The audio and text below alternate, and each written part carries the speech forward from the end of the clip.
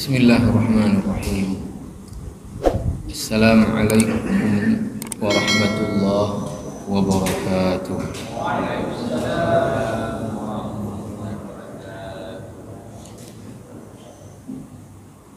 Alhamdulillahi rabbil alamin, wassalatu wassalamu ala sayyidil mursalin Nabiyyina Muhammadin wa ala alihi wa sahbihi ajma'in. Amma ba'd, usini wa iyyakum jami'an bitaqwallah. Ittaqullaha haqqa tuqatih wa la tamutunna illa wa antum muslimun. Hadirin hadirat sidang jamaah salat maghrib yang dimuliakan Allah, alhamdulillah atas nikmat rahmat karunia Allah, taufik dan hidayahnya, kita baru saja dapat melaksanakan salat fardu maghrib kita dengan kita berusaha meraih keutamaan yang ada. Di antaranya keutamaan salat fardu di awal waktu berbanding bukan awal waktu. Keutamaan salat fardu bagi kita laki-laki kita kerjakan secara berjamaah daripada salat sendiri-sendiri. Keutamaan bagi kita laki-laki mengerjakan salat fardu kita berjamaah di masjid berbanding tempat yang lain. Alhamdulillah selepas salat kita masih ada waktu kesempatan untuk kita meraih keutamaan selanjutnya. Di antaranya keutamaan kita i'tikaf di rumah Allah Subhanahu wa taala. Selanjutnya keutamaan kita menunggu dari satu waktu fardu ke waktu fardu berikutnya. Selanjutnya keutamaan kita duduk dalam majelis ilmu, majelis yang mendatangkan rahmat, majelis yang mendatangkan sakinah, majelis yang mendatangkan rahmat, majelis yang dibangga-banggakan Allah kepada para malaikatnya. Jamaah yang mulia, kembali kita melanjutkan pembahasan pada pekan yang lalu bahwa hadis Nabi sallallahu alaihi wasallam bila dilihat dari jalan sampainya kepada kita bi'tibaril wusuli ilaina, atau dalam istilah lain yang lebih mudah berdasarkan jumlah perawi pada tiap tingkatan atau rating ya para perawi hadis, maka itu dibagi secara garis besar kepada dua. Yang pertama adalah namanya adalah hadis mutawatir. Hadis mutawatir yaitu hadis yang diriwayatkan oleh sejumlah perawi dan secara adat mustahil mereka itu sepakat untuk mendustakan hadis. Nah, kemudian dari definisi itu keluarlah syarat-syarat harus terpenuhi untuk suatu hadis kemudian dikatakan mutawatir. Pertama, diriwayatkan oleh banyak perawi tadi. Yang kedua, jumlah banyak itu harus ada di setiap rating atau angkatan perawi hadis. Sebut saja misalnya tabaqah sahabat, tabaqah tabi'in, tabaqah tabi'at tabi'in, tabaqah atba' tabi'at tabi'in. Kalau ini tidak dipecahkan lagi ya kepada sahabat senior, sahabat junior, tabi'in senior, tabi'in pertengahan, tabi'in junior ya. Nah, jumlah banyak tadi harus ada di setiap tingkatan atau rating atau angkatan perawi tadi. Kemudian secara adat mustahil mereka sepakat untuk menciptakan hadis. Kenapa? Karena setelah dilihat ya sanad yang satu dengan sanad yang lain, itu para perawinya dalam hidupnya tidak saling bertemu karena beda negara. Misalnya riwayat Bukhari dengan sanadnya sampai ke misalnya Abu Hurairah, riwayat daripada Imam Muslim dengan sanadnya sampai kepada Ibnu Abbas, riwayat Abu Dawud dengan sanadnya kemudian sampai kepada Abdullah ibni Umar, riwayat nanti At-Tirmidzi dengan sanadnya sampai kemudian kepada sahabat Jabir ibni Abdullah. Maka jalur sanad-sanad ini ya, ketika diteliti riwayat hidupnya, mereka tidak saling ketemu. Ya, ini yang kemudian disebut dengan mustahil. Secara adat mereka sepakat untuk menciptakan hadis. Artinya yuk kumpul kita buat hadis Nabi satu yuk. Ya. Karena mereka tidak saling ketemu. Nah, kemudian yang terakhir adalah periwayatan hadis mutawatir itu harus secara panca indera. Nah, kemudian kita sebut ya, para ulama memang berselisih pendapat berapa jumlah banyak tadi harus terpenuhi di masing-masing level atau angkatan atau rating dari perawi. Ya beda-beda. Tapi kalau Syekh Mahmud Tahan dalam kitabnya Taisir Mustalahil Hadis itu mengatakan yang banyak dipilih oleh para ulama hadis adalah minimal 10 orang di setiap angkatan itu. Misalnya untuk menjadi mutawatir satu hadis ada 10 sahabat minimal yang meriwayatkan daripada Rasulullah sallallahu alaihi wasallam. Nanti ada minimal 10 tabi'in, minimal ada 10 tabi'in, minimal ada 10 atba' tabi'in. Nah, kemudian jamaah rahimakumullah, yang sudah kita bahas juga bahwa oleh para ulama hadis, hadis mutawatir ini dibagi dua lagi.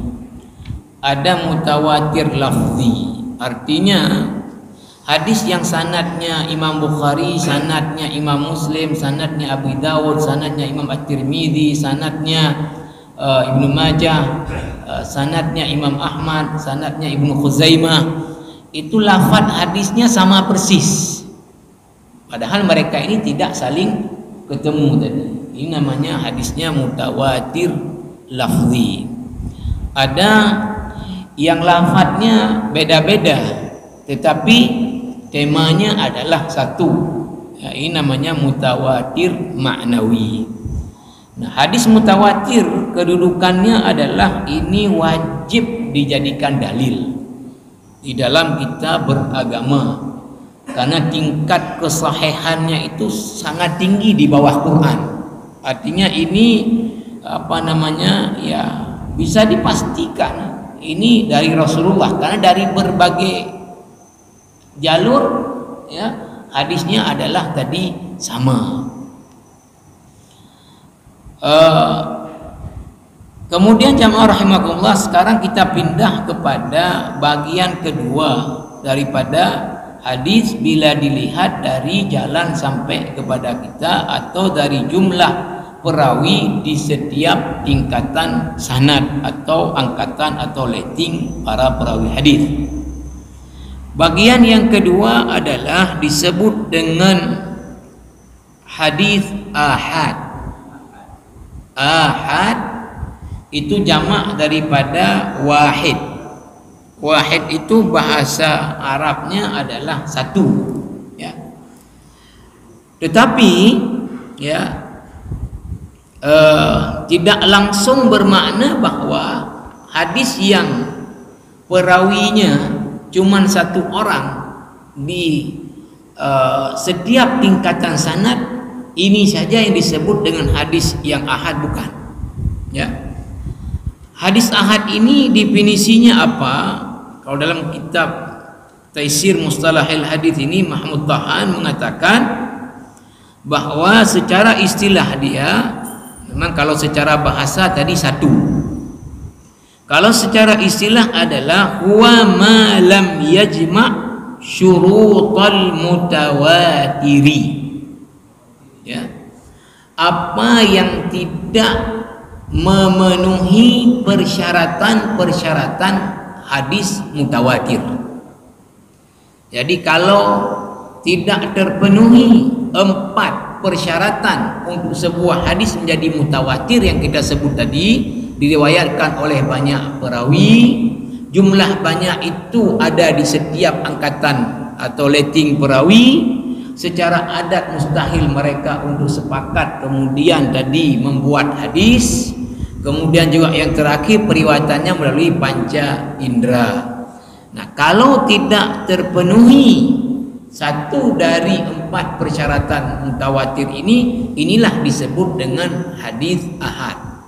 Tetapi karena kita ini bicara memang tentang masalah dilihat dari segi jumlah perawi hadis, ya, dan dilihat pada tiap angkatan atau letting perawi hadis, ya, maka ini walaupun tadi ada 4 persyaratan tadi, tapi yang paling memang menjadi fokus, ya, adalah pada jumlah perawi di setiap tingkatan sanad tadi.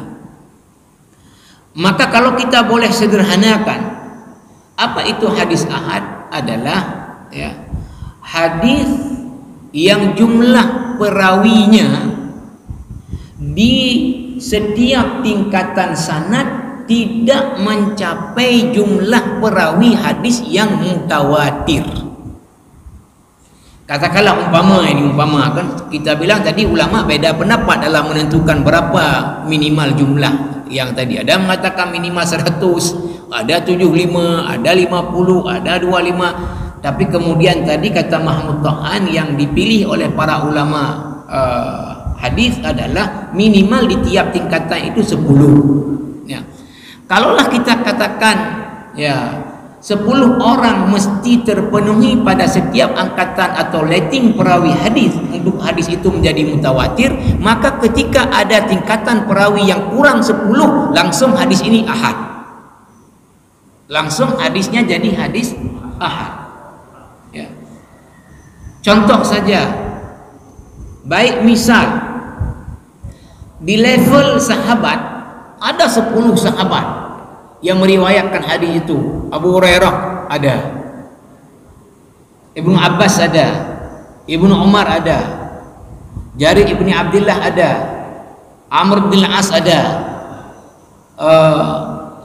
Abu Sa'id Al-Khudri ada, Imran bin Husain ada, Aisyah ada 10 perawi, bahkan mungkin lebih umpama saja.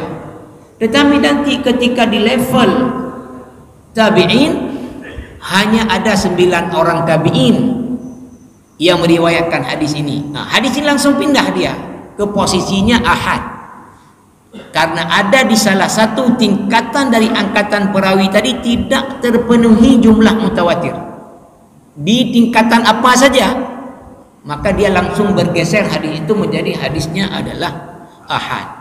Nah, inilah makanya didefinisikan tadi apa yang tidak memenuhi persyaratan hadis mutawatir. Maka kemudian dibagi lagi hadis ahad ini kepada 3. Aqsamuhu bin nisbati ila adadi turuqihi. Ya. Pembagian hadis ahad berdasarkan kepada jalan sampainya kepada kita. Yang qasimu khabarul ahadi bin nisbati ila adadi turuqihi ila 3 aqsamin. Hadis ahad ini oleh para ulama hadis dibagi lagi kepada 3 macam. Apa saja dia? Pertama adalah namanya hadis masyhur. Yang kedua namanya adalah hadis aziz. Yang ketiga adalah namanya hadis gharib. Hadis gharib. Nah, apa definisi masing-masing, ya, daripada pembagian hadis ahad ini? Pertama adalah hadis yang disebut dengan hadis masyhur. Secara bahasa masyhur itu terkenal, ya, terkenal. Tapi secara istilah apa itu? Kalau disebut secara istilah berarti yang terkait dengan kajian hadis. Apa yang dimaksud dengan hadis masyhur adalah ma rawahu thalathatun fa aktsaru fi kulli tabaqatin ma lam yablugh haddal mutawatiri. Definisinya apa itu hadis mutawatir? Ma rawahu thalathatun fa aktsaru, hadis yang diriwayatkan oleh minimal 3 orang perawi dan lebih dari 3, tetapi tidak mencapai jumlah mutawatir.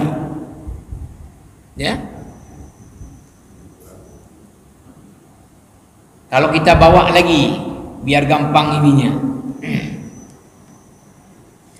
Kalau mutawatir tadi dipersyaratkan setiap angkatan perawi harus ada 10, maka hadis masyhur adalah hadis apa? Hadis yang setiap tingkatan perawi tadi minimal harus ada 3 orang. Harus ada minimal 3 orang di level sahabat, 3 orang di level tabi'in, 3 orang di level tabi'at tabi'in, 3 orang di level atba' tabi'at tabi'in. Nah, boleh lebih daripada 3, tetapi tidak sampai jumlah 10. Misalnya 9, 8, 7, 6, 5. Nah, di setiap tingkatan sana tidak ada yang kurang daripada 3. Tetapi lagi-lagi, tetapi tidak di semua level tadi ada orang yang di atas 10 semua. Tidak mengapa umpama di level sahabat hadisnya itu 3 perawi, Abu Hurairah, Ibnu Abbas, Ibnu Umar. Hadis itu saja yang didapati dari 3 sahabat yang ada meriwayatkan hadis itu. Giliran turun ke levelnya tabi'in, itu udah banyak, udah 20 tabi'in. Ini tidak lagi mempengaruhi hadis ini bergeser ke mutawatir, tidak, karena mutawatir mensyaratkan seluruh level, tidak boleh kurang dari 10. Ini sudah ada level yang cuma 3. Nah, maka hadis ini adalah bergeser menjadi hadis ahad dan dia adalah hadis masyhur. Kenapa? Karena ada 3 orang saja perawi di salah satu angkatan. Soal di angkatan lain ada berapa, itu tidak mempengaruhi lagi untuk hadis ini menjadi apa. Dia di level misalnya tabi'in ada 20, di level tabi'in ada 40, di level atba' tabi'in misalnya ada sekian, tidak ada pengaruh lagi. Asal ada di salah satu level daripada perawi hadis itu tidak kurang dari 3, tetapi kemudian tidak sampai juga 10, ini namanya hadisnya adalah hadis masyhur. Hadisnya adalah hadis masyhur. Nah, ini jamaah rahimakumullah. Kemudian kita langsung lihat ke ini,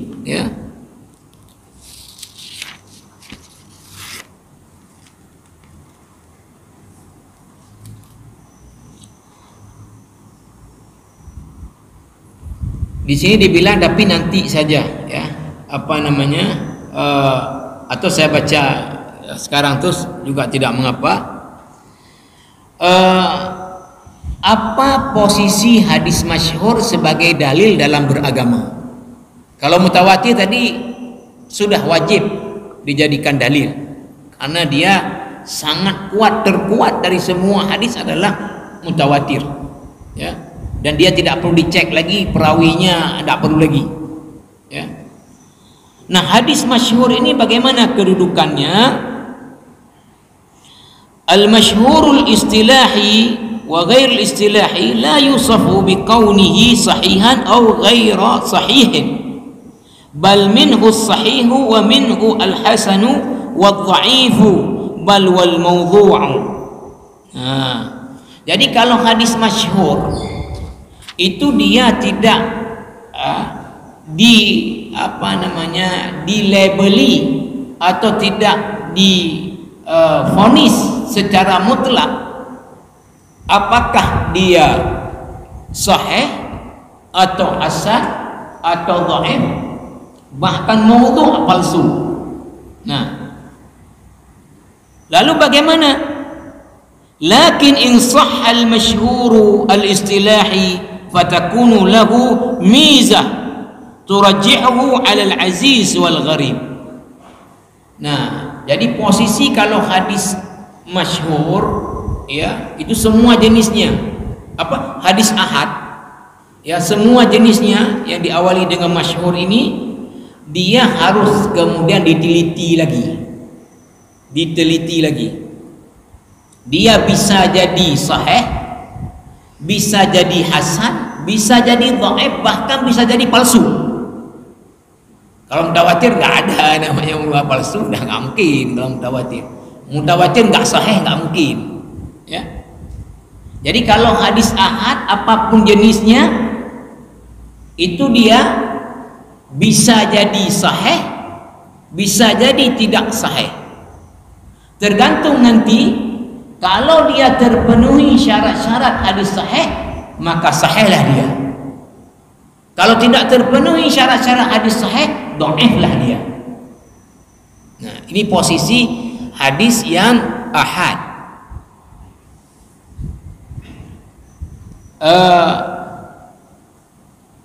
Ini jamaah rahimakumullah. Nah, sekarang yang kedua adalah pembagian daripada hadis ahad adalah al-aziz, hadis aziz ya. Aziz ya, dia arti secara bahasa ada maknanya adalah kalau azza ya'izzu itu artinya adalah qalla wa nadara, artinya adalah sedikit dan jarang ya. Tapi kalau azza ya'azzu ya dengan fathah ya, maka itu artinya adalah ishtadda ya, artinya adalah apa? Sangat kuat. Kemudian jamaah rahimakumullah, secara istilah ini yang penting. Apa itu hadis aziz? Istilahan alla yaqilla ruwatuhu an ithnaini fi jami'i tabaqatis sanadi. Nah, jadi hadis aziz ini adalah hadis yang perawinya tidak boleh kurang daripada 2 di setiap level daripada perawi hadis atau angkatan atau rating tadi. Artinya kalau ada hadis cuma 2 sahabat yang meriwayatkannya, ini hadis ini langsung adalah hadisnya adalah hadis aziz. Walaupun nanti di tabi'innya ada 10, di tabi'in ada 20, pokoknya kalau ada di salah satu level itu cuma 2 ya, tapi di level lain tidak kurang dari 2, ini namanya hadis aziz. Karena kalau kemudian di salah satu level nanti ada cuma 1 perawi, inilah hadis terakhir dari jenis hadis ahad adalah namanya hadis gharib. Nah, ini definisinya ya. Ini jamaah rahimakumullah. Maka kembali kepada ya, bagaimana kedudukan hadis aziz ini sama tadi. Boleh jadi dia sahih, boleh jadi dia hasan, boleh jadi dia dhaif. Tergantung nanti kalau memenuhi syarat-syarat hadis sahih dia menjadi sahih, kalau tidak dia menjadi jadi hasan atau bahkan dhaif, atau bisa jadi justru lebih parah adalah palsu. Yang terakhir adalah disebut dengan hadis gharib. Hadis gharib ya. Gharib ini kalau secara bahasa dia adalah ya artinya menyendiri ya, bermakna al-munfaridi awil ba'idi an aqaribihi, atau jauh daripada teman-temannya atau kerabatnya, familinya. Secara istilah dia adalah huwa ma yanfaridu biriwayatihi rawin wahidun. Hadis gharib adalah hadis yang di salah satu tingkatan sanad itu hanya satu orang saja yang meriwayatkan.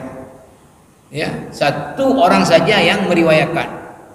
Contoh paling masyhur hadisnya, hadis yang paling utama induk dalam Islam, hadis innamal a'malu binniyat. Itu hanya Umar bin Khattab saja yang ada meriwayatkan ini dari Nabi dari seluruh sahabat. Lain enggak ada. Jadi hadis ini hanya bersumber daripada Umar bin Khattab radhiyallahu anhu. Lain tidak ada satu orang pun sahabat meriwayatkan hadis ini.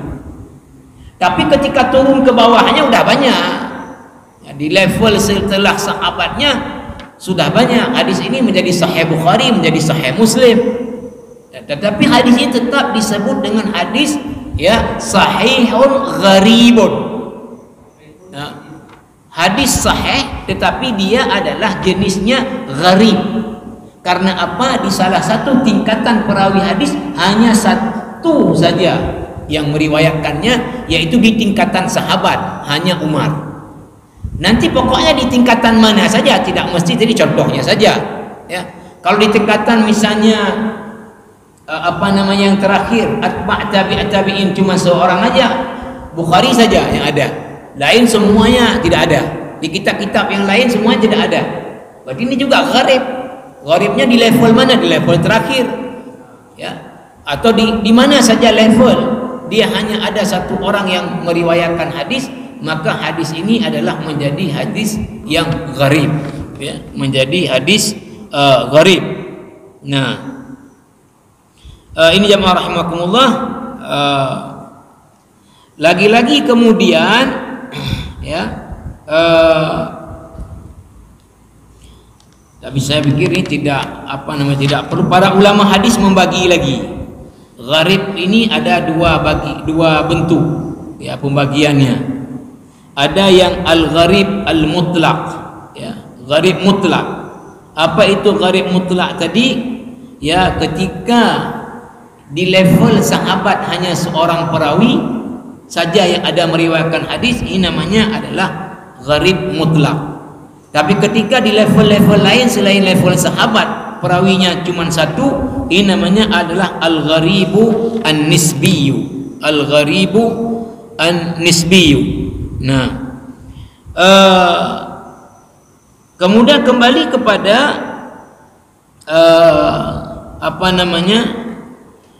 saya sebut tadi, bagaimana kedudukan hadis gharib ini? Ya, dia sama sebagai hadis ahad, boleh jadi sahih, boleh jadi hasan, boleh jadi dhaif, tergantung kemudian nanti terpenuhi tidak syarat-syarat daripada hadis yang sahih. Ya, inilah pembagian hadis berdasarkan kepada ya jalan sampai hadis kepada kita, atau lebih sederhana adalah berdasarkan jumlah daripada perawi hadis di tiap-tiap angkatan atau rating daripada perawi hadis. Nah, ke depan, ini yang paling penting ya, adalah ketika kita membahas tentang pembagian hadis berdasarkan kepada hadis itu boleh jadi dalil dalam beragama atau tidak boleh. Kalau istilah bahasa ininya adalah bi'tibaril qabuli warraddi, berdasarkan kepada diterimanya hadis itu untuk boleh jadi dalil ya, dan kemudian ditolaknya hadis itu untuk tidak boleh menjadi dalil dalam beragama. Mungkin kita sudah sering mendengar ini adalah hadis sahih ya, hasan, dan hadis dhaif ya, hadis sahih, hadis hasan, dan hadis dhaif. Nah, di pembagian ini yang lebih penting lagi ya, Nah, tentunya kita ingin ya ke depan mengetahui apa syarat-syarat yang harus terpenuhi untuk sebuah hadis itu menjadi sahih, sehingga dia tadi ya boleh ya, atau istilahnya harus kita jadikan dalil di dalam kita beragama. Nah, kemudian ya, kapan sebuah hadis itu kemudian tidak sahih, dan bagaimana kemudian derajat hadis itu di dalam kita menjadikannya sebagai dalil di dalam beragama. Nah, ini yang penting, termasuk nanti kita akan melihat kepada ya ketika dibagi hadis ya dhaif yang lemah ya kepada bahagian, baik dilihat daripada bersambung atau tidak bersambungnya sanad ya. Yang paling parah adalah hadis kalau dilihat daripada apa kecacatan pada perawi. Disitulah nanti muncul hadis palsu. Nah, di hadis palsu ini kita akan lihat nanti ya latar belakang apa kok sampai muncul hadis palsu di kalangan umat ini, apa motivasi sehingga hadis palsu itu muncul. Lalu kemudian kalau kita temukan sekarang masih ada hadis palsu beredar, itu kita juga bisa kaitkan kenapa itu masih beredar, sama dengan dulu juga motivasinya ya. Bahkan orang tahu itu misalnya palsu tapi tetap diedar-edarkan ya, itu karena ada kepentingan. Nanti itu akan kita lihat. Jamaah rahimakumullah, silahkan mungkin kalau ada yang ingin kita diskusikan dari apa ini, insya Allah pada pertemuan yang akan datang kita akan masuk kepada pembahasan pembagian hadis berdasarkan tadi hadis itu boleh untuk dijadikan dalil atau tidak boleh dijadikan dalil pembagiannya, berikut kemudian syarat nanti pada masing-masing. Kalau ada yang ingin diskusi silahkan, ada sedikit waktu 10 menit lagi. Ya. Assalamualaikum warahmatullahi wabarakatuh. Assalamualaikum warahmatullahi wabarakatuh. Terima kasih waktu yang kepada kami, mungkin bisa dijelaskan bahwa kalau kita mau sesat ya kita balik kepada hadis. Apa kaitan dengan kalau kita bicara tentang hadis, apa hubungannya yang mazhab yang merupakannya? Kemudian hubungan mazhab, kemudian kita lihat juga sekarang apa kita dengan adat dan tradisi. Bahkan kadang-kadang adat tradisi ini kadang-kadang lebih mengalahkan daripada hadis. Jadi mungkin bisa sedikit terima kasih. Ya. Waalaikumsalam warahmatullahi wabarakatuh. Ya, saya pikir ini pertanyaan yang sangat bagus, dan kalau kita jawab panjang memang bisa panjang ya. Tapi kalau kita ringkas juga boleh kita ringkas ya.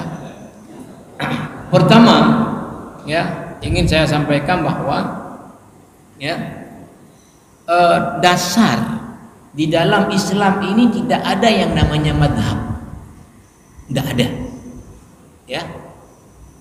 Maka ya kalau kita suruh cari orang ya yang fanatik dengan madhab, coba cari mana ayat suruh kita ikut madhab. Sampai kiamat nggak akan dia temukan. Kalau kemudian kita suruh cari dia mana ada hadis ya yang dhaif pun, jangan yang palsu ya. Yang palsu mungkin ada, tapi jangan yang palsu, selain yang palsu, jangan yang palsu. Cari hadis yang dhaif sekalipun ya, yang ada suruh kita ikut mazhab Syafi'i, ikut mazhab Hanafi, ikut mazhab Hambali, ikut mazhab Maliki, enggak ada. Tidak ada dasarnya dalam agama ini mazhab. Ada. Ya. Lalu seperti Bapak sampaikan tadi, kita yang ada adalah athi'ullah wa athi'ur rasul. Ya, taat kepada Allah dan taat kepada Rasul. Kemudian ya, fa in tanaza'tum fi syai'in, kalau kalian berselisih dalam sesuatu, farudduhu ila Allah wa ila Rasul, kembalikan kepada Allah, maknanya kepada Quran, kembalikan kepada Rasul, maknanya kepada hadis Ya. Rasulullah juga mengatakan taraktu fikum amrain. Kutinggalkan dua perkara pada kalian. Ma in tamassaktum bihima lan tadhillu abada. Kalau kalian berpegang dengan teguh dengan keduanya, enggak pernah kalian akan sesat. Apa kitab Allah wa sunnah Rasulullah, Al-Qur'an dan hadis, ya. Al-Qur'an dan hadis. Nah, ini yang menjadi dasar, Nah, kemudian ya, ini jangan juga kemudian kita berhenti di situ. Ya, jangan kita berhenti di situ. Kalau berhenti di situ jadi masalah juga. Ya, kalau kita misalnya mengatakan, saya nggak ikut ya mana-mana madhab, saya pegang dengan Quran, saya pegang dengan hadis. Oke, saya pegang Quran dengan hadis, umpama. Ya, pertanyaannya adalah bahwa kemudian, ya, ini kalau misalnya kalau ulama, misal ya Yusuf Qaradawi mengatakan, Syekh Yusuf Al-Qaradawi mengatakan, saya tidak bermazhab Syafi'i, saya tidak bermazhab Maliki, saya tidak bermazhab Hambali, ya, saya tidak bermazhab apa-apa. Saya ini berpegang dengan Al-Quran dan hadis. Betul, beliau itu derajatnya mujtahid, langsung memahami apa maunya Allah dari ayat-ayat Al-Quran, memahami apa maunya Rasulullah SAW dalam hadis-hadisnya, memahami tadi mana hadis yang boleh jadi dalil, mana hadis yang tidak boleh menjadi dalil. Nah sekarang kalau orang awam kemudian mengatakan, saya berpegang dengan Quran, berpegang dengan hadis, pertanyaannya, Bapak bisa bahasa Arab? Enggak. Gimana jadi Bapak berpegang dengan Quran? Bapak berpegang dengan hadis bisa bahasa Arab? Enggak. Bapak tahu apa syarat hadis sahih? Enggak tahu saya. Jadi berpegang dengan hadis mana jadi Bapak? Kan? Itu jadi masalahnya. Maka ya, para ulama ketika membagi ya orang dalam beragama ini, maka level yang paling tinggi itu namanya mujtahid. Artinya orang yang memiliki keilmuan untuk dia memahami langsung ya agama ini dari sumber aslinya, Al-Quran dan hadis. Nah, ini kan kualifikasinya berat. Terus terang saya saja yang mungkin hampir ya semua ilmu keislaman saya pelajari, tapi saya tidak berani menjadi mujtahid. Saya menganggap saya tidak sampai ke situ levelnya, ya. Karena yang saya bisa kayak ulumul hadis ini juga, tadi saya bilang permukaan, tidak sampai mendalam, ya. Saya bisa bahasa Arab kalau menurut orang awam udah hebat, tapi kalau untuk menurut orang ahli belum ahli betul. Belum ahli betul, ya. Nah, ini yang paling tinggi adalah mujtahid. Nah, mujtahid ini oleh para ulama dibagi lagi kedua. Namanya ada mujtahid mutlak. Dia mujtahid tidak mengikat diri dengan mazhab manapun. Dia tidak mengikat diri dengan mazhab manapun. Ya, kalau diberi contoh sederhana sekali, mana Imam Abu Hanifah, dia tidak mengikat kepada orang sebelum dia. Imam Malik tidak mengikat kepada siapapun. Imam Asy-Syafi'i rahimahullahu taala, beliau itu belajar dengan Imam Malik 10 tahun di Madinah. Ya. Tapi Imam Syafi'i tidak ikut Imam Malik, tapi membuat sendiri kaidah-kaidah untuk mengistimbatkan hukum dari Al-Quran daripada hadis, sehingga terbentuklah satu mazhab beliau sendiri. Imam Ahmad bin Hanbal juga berguru pada Imam Asy-Syafi'i, tapi beliau tidak ini. Nah, ini namanya mujtahid mutlak. Dia tidak ikat diri dengan mazhab orang lain, ya, dengan kemampuan ilmunya.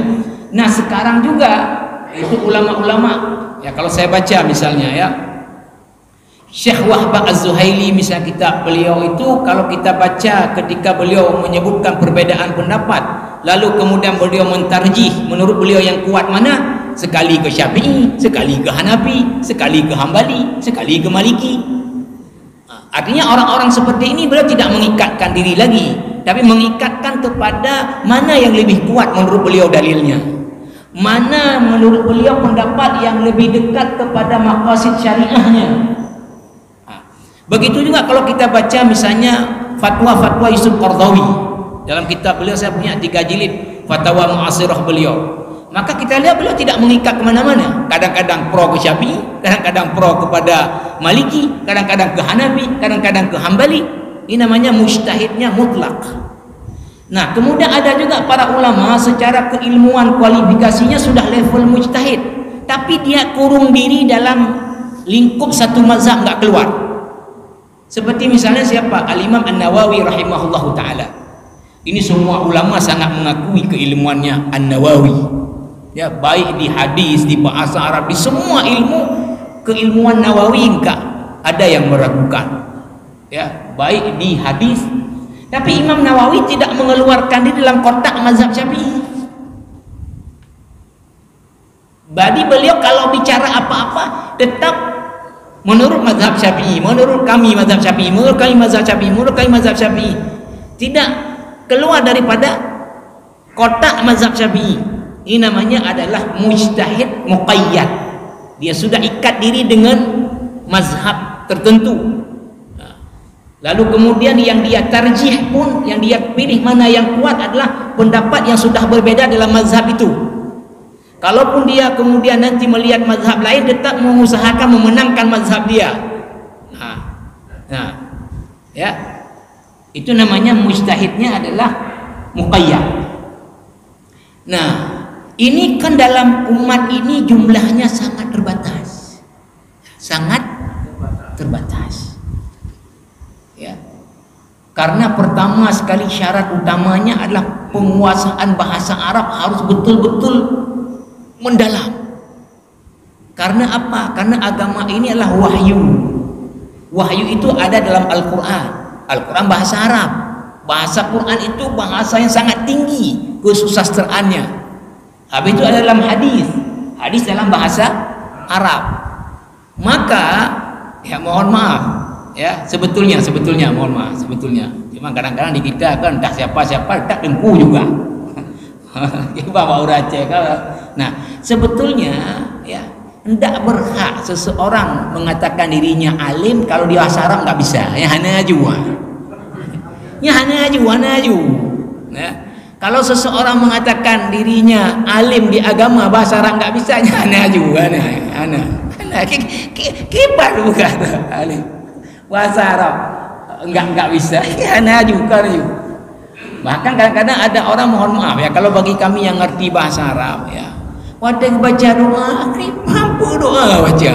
Karena bakal doa nampu, mapak linga gakan atau gorjo kerja yang berarti ho. Nah, maka kita yang paham ini kemudian kan kadang-kadang baca doa lah. Menyeluk kadang-kadang lempu doa roh itu mahal doa amil pun tak amin makan. Bagi orang awam kalah mengatakan si manuk na titik na amin juga orang awam. Ya orang nggak ngerti bahasa. Bagi orang yang ngerti, saya sering kalau orang nggak apa doa saya turunkan tangannya, pada doa mah, nah, ini contoh. Nah, level berikutnya itu namanya adalah muttabi'. Apa itu muttabi? Adalah orang yang mengamalkan agama, ya, dan mengikuti dia tadi pendapat si ini, pendapat si ini, pendapat si ini, pendapat si ini, dan dia paham apa dalilnya. Ya, oh dia misalnya ketika wudhu dia kok begini-begini aja, tidak seluruh kepala. Kita tanya dia, kenapa kayak gini-gini nggak seluruh kepala? Dia bisa katakan karena ayat famsahu bi ru'usikum, ba di situ maknanya adalah tabaid, saya cenderung kepada pendapat mazhab Syafi'i dalam hal itu, bahwa sebahagian kepala tidak mesti seluruh kepala.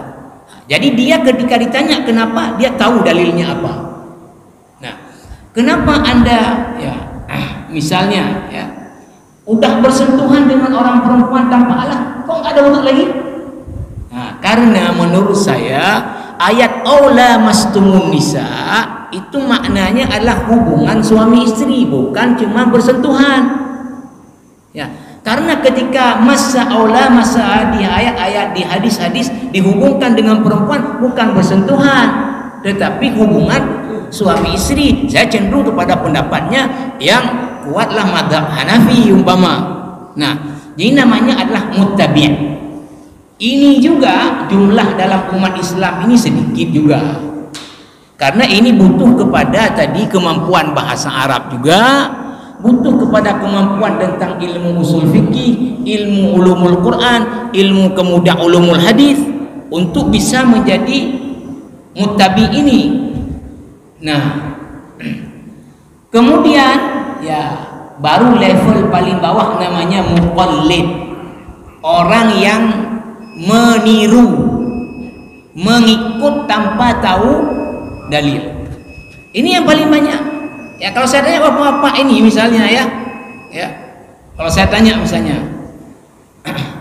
dan pakan awatan yang Melayu itu ya, takbir, Allahu Akbar, hei buka rukun dah kebian, apa dalil mah takbir rukun, yang nyampe daya alon, nyampe daya, pokoknya pegang rukun mayang lebih kan, yang pun kebi misalnya ya. Yang pun ni dua berdiri le tekebi. Pakan ni ya merupakan rukun dalam solat. Hanya kebukaan rukun. Dalil mampu bakwanya rukun dalil je pu dasar je. Nya nyampe daya. Dia tidak bisa sebut karena ada hadis innamal a'malu binniyat. Dia enggak tahu. Ya. Nah, ini namanya muqallid. Ya, orang mengikut apa yang dibuat orang tidak tahu dia dasarnya apa. Dan ini yang paling banyak dalam umat, terutama orang yang bukan berbahasa Arab. Ya, mungkin nyuruh orang Arab itu yang belajar, itu dia dengan modal dia itunya ya. Tapi kalau orang non Arab kan pada umumnya ya muqallid ini. Nah, baik. Nah, sekarang saya sebut ya, ketika misalnya kita katakan, ya saya ya tidak ikut atau langsung saya akan rujuk kepada Quran dan kepada hadis. Pertanyaannya apa kapasitas Anda untuk merujuk itu? Kan Anda kemudian mengatakan enggak mampu saya untuk rujuk ke situ. Lalu Anda akan merujuk ke mana? Nah, pasti kemudian ya Anda berterima kasih, bersyukur kepada Allah, berterima kasih kepada para imam mazhab. Kenapa? Karena mereka telah mencurahkan ilmunya, tenaganya, energinya untuk kemudian menarik hukum-hukum dari Al-Quran dan daripada hadis-hadis Nabi ini untuk disistematiskan kepada umat agar mereka tidak repot untuk rujuk sendiri. Nah, misalnya kita kalau disuruh cari ya rukun-rukun wudu, nggak ada hadis rukun-rukun wudu. Enggak ada ayat rukun-rukun wudu. Lalu rukun-rukun wudu itu dari mana? Diambil dari ayat, diambil daripada hadis. Maka sekarang umat kalau biar wudu saya sesuai dengan disyariatkan agar sah wudu saya, apa aja yang harus? Ini dibuat oleh para ulama tadi dengan mereka menggalinya dari Quran, menggalinya ke hadis, dibuat di bab-bab disistematiskan. Nah, maka saya bilang tadi dasarnya tidak ada mazhab ya di dalam agama ini. Tetapi kemudian kita berterima kasih kepada para imam mazhab ya yang sudah bekerja untuk memudahkan muqallid ini ya, bahkan muttabi di dalam mereka mengamalkan agama supaya sah ibadahnya. Karena mereka kalau rujuk sendiri kaku ya, banyak orang yang kemudian tidak bisa. Nah, tapi perkara yang paling penting lagi adalah ya mungkin di lain kesempatan ini kita sampaikan adalah bahwa apa? Ya, inilah yang disebut dia ya. Ya. Pasti nanti akan masuk juga ke wilayah ini. Ketika kita berterima kasih kepada para imam madhab yang sudah memudahkan umat ini di dalam mengamalkan agama, sudah mereka susun secara sistematis apa yang harus, apa yang rukun, apa yang sunat. Artinya sunat kalau ada lebih bagus, enggak ada tidak sampai tidak sah sebuah ibadah itu. Ya, semua mereka letakkan dalil itu sebetulnya. Ini mengatakan rukun, apa dalilnya ada? Ini sunat, apa dalilnya ada? Ini semuanya ada dalil. Semuanya ada dalil. Nah, hanya saja kemudian bahwa ya, ulama sepakat selain daripada Rasulullah Sallallahu Alaihi Wasallam tidak ada yang maksum, tidak ada yang terpelihara daripada salah, nggak ada. Yang maksum hanya Rasulullah. Maka kalau kita katakan misalnya madhab Syafi'i, itu artinya adalah apa? Kemampuan Imam Syafi'i dengan ilmunya memahami pesan Allah dalam Al-Quran, dalam hadis. Apakah itu ya pasti betul? Semua manusia tidak pasti betul. Ada kemungkinan benar, ada kemungkinan salah. Maka misalnya masyhur kalimat Imam Syafi'i sendiri mengatakan, ya, apa kata Imam Syafi'i? Ra'yi shawab yahtamil khata. Pendapat saya betul tapi ada kemungkinan salah. Wa ra'yu ghairi khata'un yahtamilu shawab. Pendapat orang lain salah tapi ada kemungkinan kebenarannya. Nah, bahkan Imam Syafi'i mengatakan, kalau kalian mendapatkan pendapat saya bertentangan dengan hadis sahih, tinggalkan pendapat saya. Ya, wadribu biqauli al-ha'itha, tinggalkan pendapat saya. Artinya kita mengatakan bahwa apa? Ya, bahwa ya tidak boleh juga kemudian ya mazhab ini kemudian menjadi seolah-olah bahwa itu yang betul, lain nggak betul. Ya. Nah, itu betul pendapatnya Imam Syafi'i begitu. Tetapi kita harus lihat juga bahwa Abu Hanifah punya pendapat lain dengan dalilnya begini. Imam Malik punya pendapat lain dengan dalilnya begini. Ya, Anda lebih cenderung ke itu silahkan, tapi jangan kemudian mengatakan ini yang betul, lain yang salah. Jadi itu juga satu masalah kemudian. Ya, makanya ini kalau ini lebar ya, emang ya mungkin seperti itu dulu. Nanti insya Allah kita sambung lagi, atau boleh pada kesempatan ke depan sebelum kita mulai boleh kita tambah kalau ada pertanyaan lain juga boleh. Subhanakallah bihamdika asyhadu an la ilaha illa anta astaghfiruka wa atubu ilaik. Assalamualaikum warahmatullahi wabarakatuh.